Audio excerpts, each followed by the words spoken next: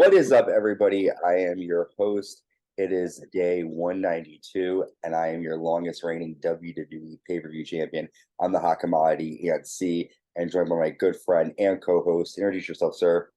I'm Christian, longtime co-host. Here to talk about some Monday Night Raw, man. Not too much has been happening. I'm more excited. We're recording this the night before tomorrow night's Monday Night Raw on the 5th. So I'm excited for that Monday Night Raw. This Monday Night Raw. We talked about this off air a little bit, how it just seems like nothing but fucking backstage interviews and promos lately. And noticing specifically like to start the shows. Yeah, it's lately. It's been the past. It was Roman Reigns coming out every week. Now it's like every week it's a promo, but not Roman. It's like either the LWO, the Judgment Day, Cody Rhodes. Judgment Day or Cody. That's Sometimes Paul Heyman, Usos. Like it's the the same character. Yeah. Is it bad that like we're hating on the main roster right now? Like these are I'm not hating on the main roster at all. It's just, I mean, I guess they kind of had to put that in the beginning of the shows, but like I don't want to open the show. Let's open the show with a freaking match. Yeah. Like not a promo. Like that's the one thing that AEW does better than WWE. That yes, you're always gonna see me compare a little bit when it comes all the time. But yeah, I wish they start the show more with some cool matches. Like start the fucking match off with tomorrow night with Rollins versus Priest. Fuck it. Well, I think they are kind of going back to their old days. Like if you watch a Raw from '99, they would have like the corporation would come out, and for literally like 20 minutes, they would go over like the matches for the night, and then they would like have a promo about Austin. Austin would come out, say one thing, and then go. And it was like a 23-minute saga. So it's like they're harping back to those days. But it's all right. But yes, we're covering WWE Monday Night Raw from May 29th, 2023, live in Albany, New York. Never been there. Would be interested in going. And we start out the night with our new World Heavyweight Champion. And it's just called the World Heavyweight Champion, right? Is it the WWE? Is it just World Champion? Well, I mean, WWE because I guess that's the company. I think it says here, can Damian Priest defeat Seth Rollins for the World Heavyweight Championship? Okay. So the World Heavyweight Champion, Seth freaking Rollins, comes down and he freaking rips his pants on the way into the ring, which interesting. If you're into Seth Rollins, I can definitely see you wanting to be excited about that. Seth says this feels right. Finally, Raw has a champion that will be here and will be ready for a fight. It doesn't matter who you are. If you step up to me, the result will be the same. The world will be singing my song. And then AJ Styles comes out. AJ says, I couldn't resist coming to Raw to say congratulations. I don't think you deserve anything. You earned the right to be world champion. Seth says, after the beating I gave you, you earned this. And the two shake each other's hands. That's when Judgment Day comes out.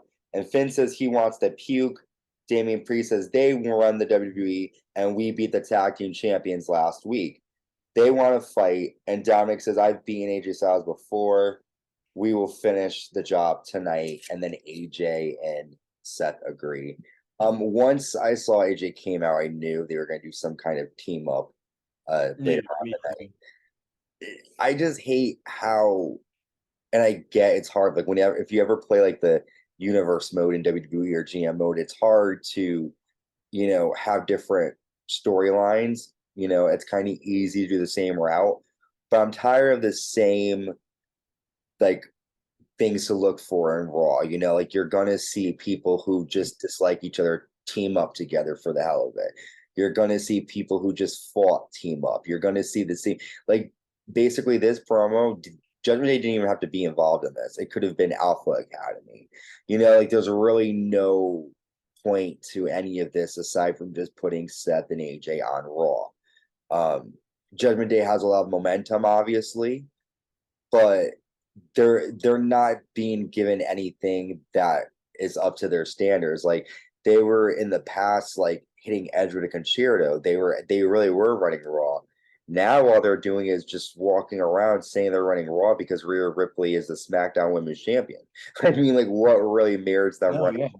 They beat the tag team champions. Ooh, you know. So, what do you think about this?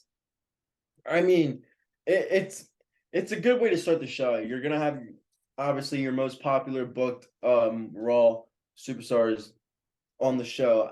Mm, Like I said before, I wish they couldn't have started the show with this. And if they were gonna involve the Judgment Day and AJ Styles and Seth Rollins together, that was not a main event worthy type of match.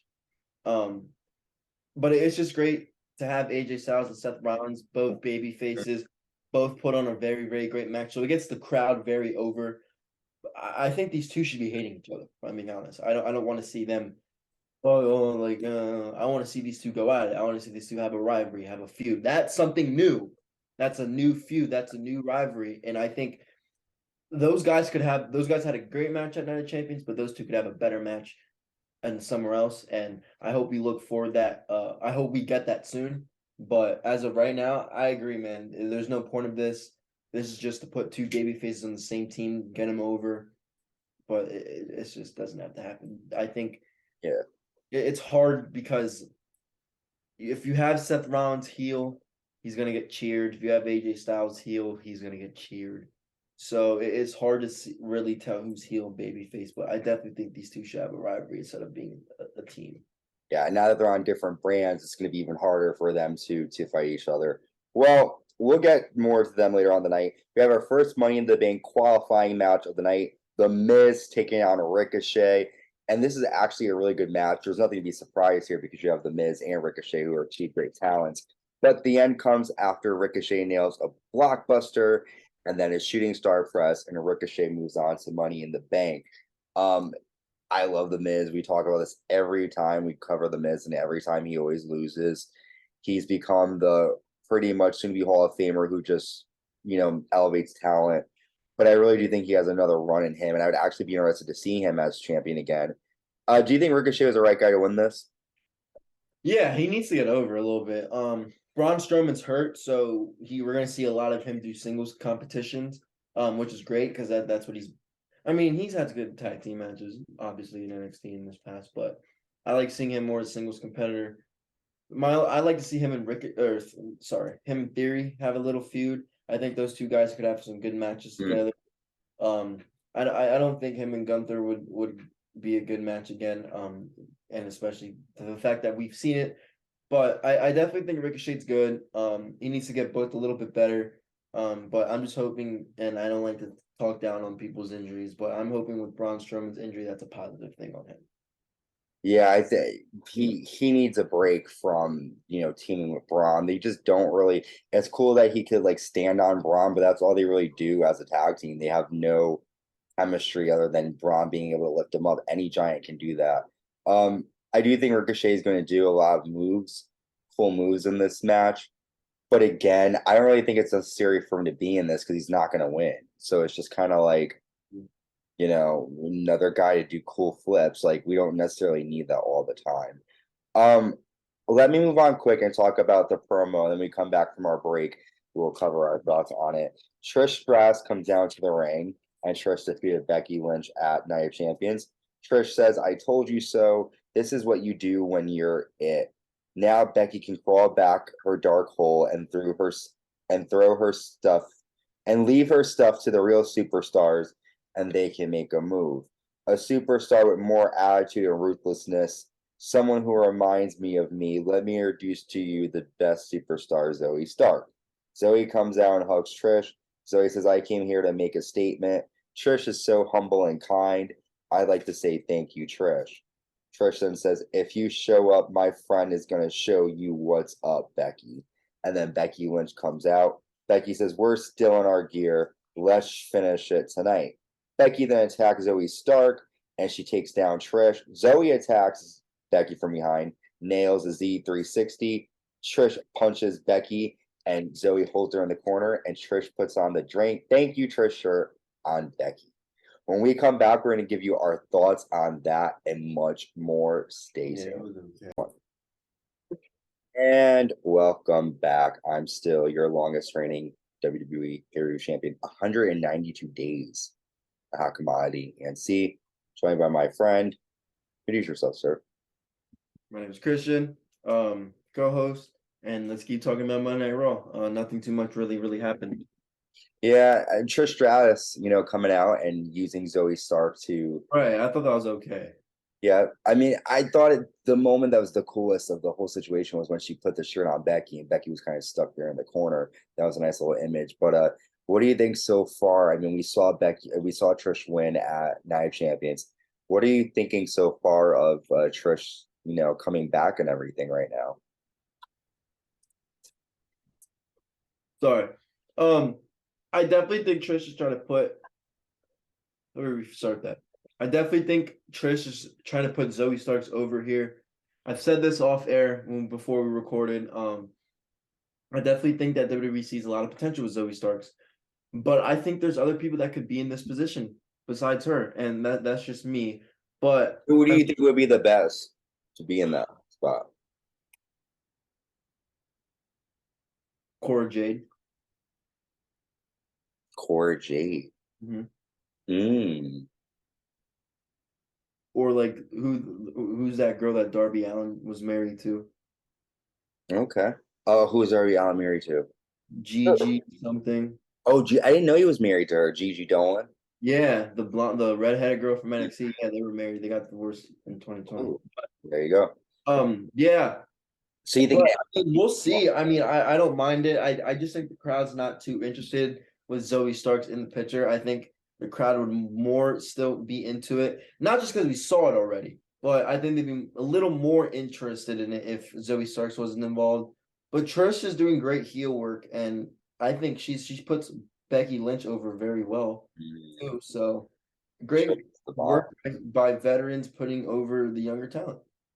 I will say now that you mentioned NXT, I do miss the days where like they didn't tell you when NXT people were coming up when they would just show up on Raw and you're like, oh, Oh my God, I know. like now it's like every draft, NXT is like, don't tell us. Give us like if Zoe Stark showed up on at the pay-per-view, I'm sure like everyone would still hate it because she's not as good or you don't really see her No, as. I completely But I agree. think you would have still been like, oh shit, like someone from NXT just arrived out of nowhere, That would have been a better surprise. I hope they do that with guys like Wesley, like Carmelo, like Braun, I don't Corey. know. Like I hope they like make the debuts. I really like Wesley. I'm gonna tell you right now. Oh, he's great. Yeah. I cannot wait to see him hopefully go. I hope they don't do like none of these guys do like the Adam Cole or the Keith And they Lee created. where they leave their NXT contracts up and instead of either going to the main roster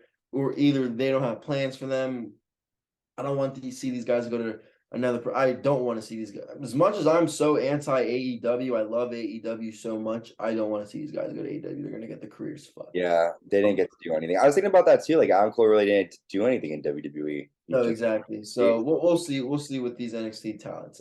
But Zoe Starks here, she's getting put over very quickly and by some serious by the top talent of this generation, arguably Becky Lynch versus no debate top talent in the women's generation, Trish Stratus back then. So next Indus shares in action again. They defeat the local talents. I don't really care. They're just being used for the India show coming up. Can we skip over this? There's really nothing. It's just two big dudes. WWE's going to India. That's why they have Jinder Mahal. Once they stop going to India, they're gonna forget all about it. The only reason why they didn't do that with guys like McIntyre, Sheamus, when they went to Castle, Priest, because those guys are legit stars in the company. Damian Priest is a star. He deserved to have his moment in Puerto Rico. McIntyre and Sheamus, they're stars. They deserve to have their matches in their countries, in Europe and UK. Like Mahal and Veer are not top talents. Jinder Mahal was once a top talent, who shouldn't have been, but once was. These guys were very boring, and they try to make Vince McMahon tried to make Veer Mahan look like the most dominant fucking person in the world with that stupid ass red fucking white face paint and Yeah. choking. They literally had him in a storyline where he was beating the living shit out of Ray and Dom, and they forgot all about it. Yeah, They it's like didn't do anything with it. they stopped doing it. So it's stupid. They're dumb. Just complete waste of time, but they're on there. Speaking of it, we have the tag team champions Kevin Owens and Sami Zayn. They come out. Sami says, "We're feeling good tonight because we won. We did what we set out to do. We watched the bloodline crumble. And Roman Reigns, you got everything you deserve. You will, every time you look in the mirror, you will know we won." Then Imperium comes out. Ludwig Kaiser says, "Was it the most impressive victory? No, no. Gunther extended his Intercontinental Championship reign at Night of Champions. That was the most impressive victory of the night." Kevin says, "Why are you here? You think it's the Wild West. This isn't how we do things." Sami says, "Last time we got together, the three of you got embarrassed." Ludwig says, "You two holding those titles are the only embarrassment on the show. You're not worthy representing Raw." That's when Alpha Academy comes out. And Chad Gable says, "It's time Imperium get a lesson from the Alpha Academy." So we'll talk about the match. Imperium defeat Alpha Academy, who has Maxine Dupree by her side. Valhalla comes out. Maxine kicks her, and then she runs off. And then the end comes when Imperium nail the Imperial Bomb to Gable and get a 3 count. What are you thinking so far of this rivalry between Imperium and Kevin Owens and Sami? That what looks like to be the next I mean, route. the wrong tag team won. I don't think Alpha Academy should have lost. It sounds like to me that they're trying to do some type of a feud with the Viking Raiders, the War Raiders, whatever the fuck they're called, with the Alphas. I don't understand this though, because I thought Maxine Dupree was so was so Otis and like fuck you, Chad. But now she's going out there and being their like side woman. Yeah, she dumped Maxine male models and now she's with Yeah, like I don't get why she did that. But I don't know. I've said this for so long.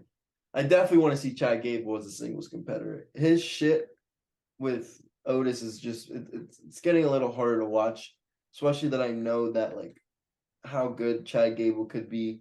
They're wasting him so much. He could literally. I hate how cliche this sounds because a lot of people probably say it, but he could be the next a mini Kurt Angle. Fuck. But the difference though is that WWE actually sort of like helped propel Kurt Angle. Like Yeah, not doing anything to help Chad Gable. They're just like you're gonna be and they never will. And it's a shame because look at all the success Kurt Angle had, you know. Well, go ahead. his Olympic gold medal background helped a little bit, let's be honest. But I thought that, didn't Chad Gable, wasn't he? I know he didn't run, didn't he? Wasn't he Olympic gold medalist too? Was he? I think, yeah, I know he was in the Olympics. I don't know if he won medal, but I know he definitely was in the Olympics. That's why he has the rings on the back of his singlet, because he was the part of the Olympics. Oh shit! Okay. They should have just made him. That's why everyone was pissed back in the day when they made Jason Jordan Angle's son, because if anybody is really okay, yeah, I see. Chad Gable.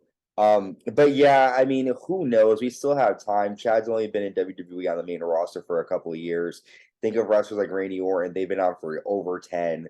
So we still got time. Hopefully they do something. But I do think Imperium is a great tag team, so I'm excited that they get a chance at the tag titles. Oh, yeah. Speaking of the tag titles, we have the women's tag team championships on the line. About fucking time this team wins it. Yeah, but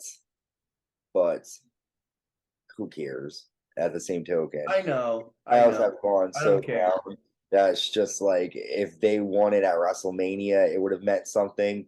But they've been gone for they've been gone since Mania. Now they come back, and it's just like, okay, let's pretend that we haven't been gone. But Ronda Rousey, and Shayna Baszler, they defeat Damage Control, Sonya Deville and Chelsea Green, and the team of Shotzi and Raquel Rodriguez after Ronda, after Shayna jumps off, or I'm sorry, after Shotzi jumps off the top, but Ronda locks in an armbar, and Ronda and Shayna are new tag champions. You're happy about this.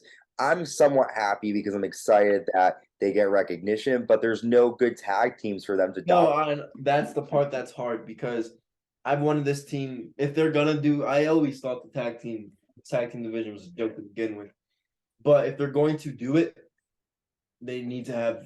See, WWE right now has their best superstars as champion. In my opinion, I think, and I don't think I knew Raquel and Liv weren't it. So with Liv's injury, this was the perfect time to do it. It would have been better with WrestleMania, but I don't really give a fuck. Well, I think too, they need to start some kind of like women's tag division. They need to do like they can't just have random people put together and like fight for the titles because then again, like I always keep saying, these You titles know, have there's no real women's tag teams. no, there's really none. It's just Except, okay, I'll give the Iconics some respect for iconic. actually being one, and the Bella Twins for actually being one of the first two like actual tag. They came in together as tag teams. Mhm. Like and they never. Okay, the Bellas are Hall of Famers, but I have really bad opinions about that, so I won't get too deep into that because I hate Nikki Bella and Daniel or Brie Bella so much. One big reason because Brie leeches off the name of Danielson, and Nicole's only famous because of Cena. But anyway, that's another conversation. But yeah, we'll see. Women's tag team division's a joke. They did a thing on Ronda Rousey, so maybe she's gonna go for a singles title soon. We'll see. Maybe. I mean, I would love to see Ronda actually compete for like a title and hold It's it. been a while. Yeah, it sure I has. gave her a lot of shit for being a boring champion, which she was. That she was. She was. I mean, well, she lost it. Actually, it hasn't been that long. I mean, she lost it at WrestleMania. No, no, when No, did she lose the title? she lost to Title Charlotte when she came back from her that long ass break. in like what, December or January? December, right? It was December. December, yeah. So a couple. I mean, Charlotte champion during the it Royal still hasn't been a year yet. I mean, but Ronda is a type of wrestler where you see her, you see champion, and it would be stupid if she's not a champion. Hmm. Let's move on though. We see JD McDonough making his Raw in-ring debut against Dolph Ziggler. And basically JD just attacks Dolph, tosses him over the announce table, throws him into the ring steps. You get a double count out. Afterwards, JD slams Dolph's head many times against the steps and then stomps on Ziggler's knee. This is the type of aggression that I like to see in wrestlers. JD McDonough is an awesome wrestler in general. To see him on Raw, to finally get him to have some more exposure is really good for him. What are your thoughts on JD McDonough? And I mean, he just dominated Dolph. I thought it was good though. I thought it was good that Dominated Dolph, but I don't think Dolph should have been the one dominated. They treat him so bad. I know, but who like at this point in time though, like if we're going to be really serious, and this isn't anything about Dolph, he literally hasn't really done anything since 2014. Like I'm not trying to be mean. Yeah, Or 2015. The last time or no, it was the last time I really remember him having or no, his NXT. his rivalry with the Miz in 2016 stood out. But I'm talking about like, yeah, he was NXT champion, but like even that, like nothing, he's just they don't care about him, and it's just like that's who they're gonna put. It sucks. It He's generally does suck. he's the fall guy. It's him and the Miz. They become the guys that they do. But go ahead. I'm sorry. Go ahead. No, it's just we'll have to see with a lot of they're bringing a lot of guys up, and I guess it's time to do it. I guess they're lacking talent or something. I don't know, but can't comment too much on the NXT guys because I really don't pay attention to NXT. JD is the bomb. We see Cody Rhodes. He comes out and Give me a he's fucking break with this guy. yeah, the same thing. His arms in a sling again. My father's Dusty Rhodes. Woo! He says every time everyone told me I was crazy for not tapping out, but that's not me. A popular superstar used to say never give up. I gotta ask you a question, Brock. I assume you took your annual vacation. Are you satisfied with this being done? The game is 1-1. This is an open challenge to you, Brock Lesnar. I think Brock Lesnar is afraid of Cody Rhodes. And then he leaves. As I'm reading this back, a little hint that I didn't really notice when it happened, he mentions the game. And I look at all these hints for little tidbits. He says the game is tied 1-1. You know, I still don't think that Triple H is innocent and everything. But do you want to see them go again? Brock and Cody back? They have. Good. Okay. Just because the one-on-one deal or because you're Because it's tied 1-1. Story's not over. We don't see Brock too much. I don't think this is the end for Brock though. I think something's gonna happen. Um, but who do you think? And I guess I'll have to say this for predictions, but like, who do you really think WWE is gonna let win this war here? Because you have Brock, who Probably Cody. you If think I'm being Cody? honest, because bro, he is going to be the one to beat Roman. Okay, okay. Down the line, you never know. I mean, he hasn't gone for the world title yet, so he That'd could. be stupid if he went for the world title, in my opinion. Yeah. Well, I mean, it is a title that's on the brand that he's on right now. I mean, Yeah, no, you're right. Again, you're right. It's just you can't come in WWE talking about finishing a story, and that's end or talking about ending. You come into WWE and you talk about how you want to end their most over champion Roman Reigns. A guy, is that though? Do you think though that's his end of his story? Because I mean, he didn't necessarily say like he said his end of his story is becoming WWE champion, right? no, you're right. You're right. We'll see. Maybe he wins Money in the Bank. We'll see. I don't really want to see him fight Seth again. I want to see him fight Roman again. But that match isn't going to happen for another year. I think there's no way they're going to. Roman's keeping it till when I go to WrestleMania next year. Yeah. Well, let's talk about our next Money in the Bank qualifying match. We have Bronson Reed taking on Shinsuke Nakamura. Shinsuke gets the win in a very good match after three Keen Sashas. He defeats the colossal Bronson Reed, and we now know Shinsuke Nakamura and Ricochet are both in the Money in the Bank ladder match. What are your thoughts? Is Shinsuke was he the right guy? Yes. Ever since his return, we've been hyping him up a lot. They've been building him up a lot. They've been booking him well. They booked him in Puerto Rico. He's really over. He had a great 2018, Mhm. 19, whichever year it was where he won the Rumble. But I'm excited for Shinsuke. I've been a huge Shinsuke fan. Yeah, I mean, I just hope he like stands out in this match and that they don't just put him as just like another number in this match. I hope that he actually gets to do some stuff. But there is a moment where we see Matt Riddle backstage with Gunther, and Matt basically tells Gunther that he would challenge him for the title if he wins Money in the Bank. Oh Jesus. Could happen.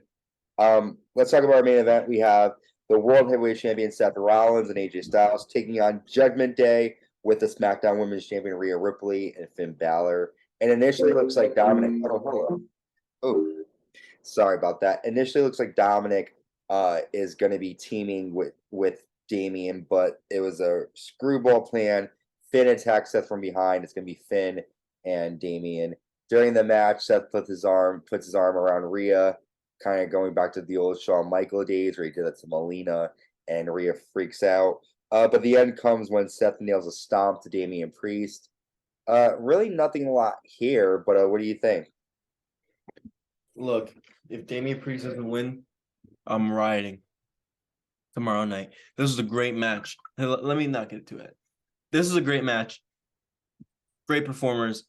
This is the match that they should have opened up with. To Mhm. start, they should have done their promo and say, "You want to do it? Let's do it right now."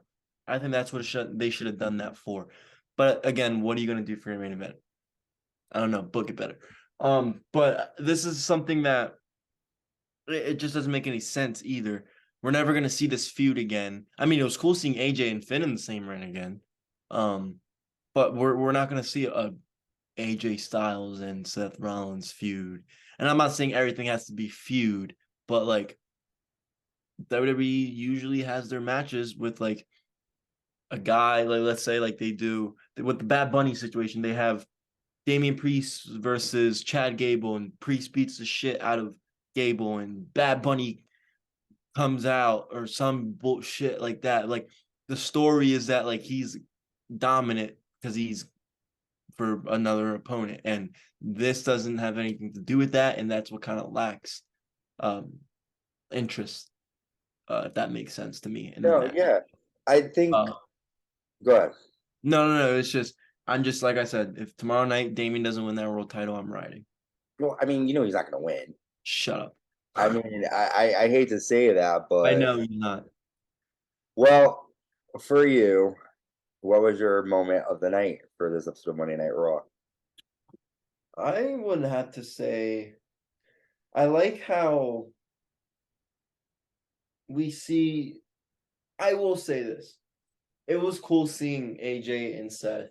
You know, there wasn't too much of like them talking to each other, no promos with them going into the match. So for them to have a little, corny little promo after they had a good match, I think that we haven't really seen AJ and Seth really, and I don't think we have. Correct me if I'm wrong. The only time we saw that was 2019 Money in the Bank. Okay. That's it. Okay, so yeah, we haven't seen it in a while, so we need.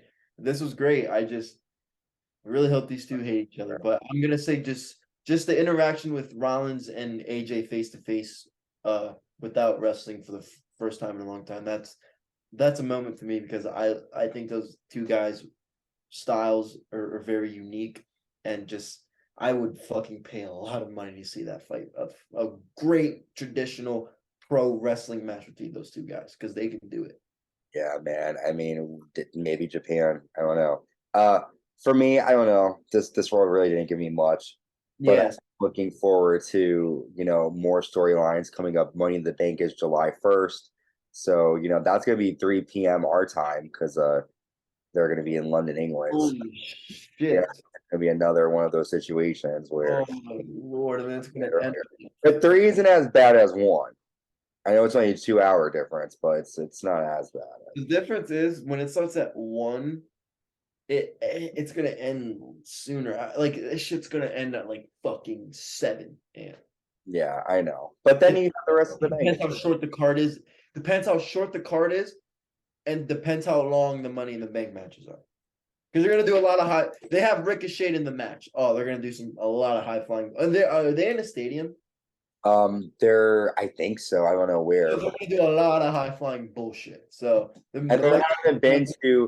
they haven't done a pay-per-view that's broadcast in the So United the States UK too. before okay, so before we exit, real quick, with WWE. So Castle, they did in UK. This pay-per-view they're doing in the UK. They're doing it in different arenas. Well, Class at the Castle was in Wales, right? UK is a group of countries, right? Okay. Together. So like I love you. This is awesome. England, I'm like a good geography guy. I swear to God, it's just when people oh, say you're totally UK, I think of England. Like that part, I'm confused. England is separate from Wales, right? So England pretty much controls Wales, Scotland, the group of England, Scotland, Wales, all those countries, those are the United Kingdom, right? So when they say they're going to United Kingdom, it doesn't mean they're going to England. It just All means they're right, got going you. to. Whereas this pay-per-view is going to be in England. Wales is separate. Yeah, Where's Wembley? Wembley's in London, England. Okay, okay, And okay. what's cool about Wales is they speak a different language too. They speak Welsh. So like Interesting. when the Prince of Wales, they had to learn the language so that yeah, The Crown. Watch it on Netflix, y'all. But yeah, so London, England. Yeah. Interesting. It'll be a fun show. I'm excited. I like the whole James Bond theme that they're giving it with the whole like Yeah. your mission, and it's like the briefcase and everything. Very cool. Well, listen, this is a good episode of Raw. I'm excited for what's to come. We have Friday. There's a lot to come, man. There's a lot, man. We got a lot more matches. What? Abe forbidden the forbidden door. Oh yeah, I heard. Didn't they say Omega versus I was just gonna say real quick before I exit out here, and thanks for having me. Um, I gotta go help my dad with something. That's why we're cutting it short here. You're good. I'm really excited. Omega, Osprey. If the rumors are true, that's gonna be fire. That's just I've never seen a match. Wembley coming up. Money in the Bank.